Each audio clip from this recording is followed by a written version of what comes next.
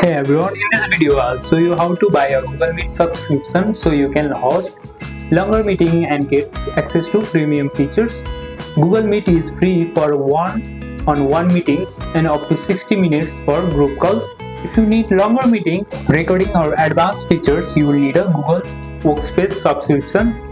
To buy it, go to the googlespace.google.com and check out the available plans.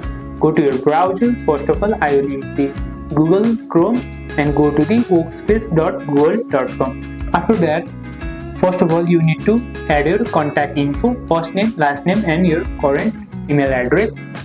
Then, Business Starter, Business Standard, and Business Plus. These are the plans which have different features like extended meeting, duration, recording, and live streaming.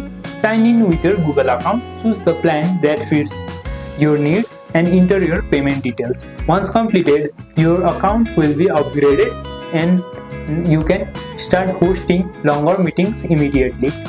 Upgrading also gives you access to better security, admin controls, and smooth integration with Google Calendar and other Google apps. And that's it. Now you know how to buy a Google Meet subscription.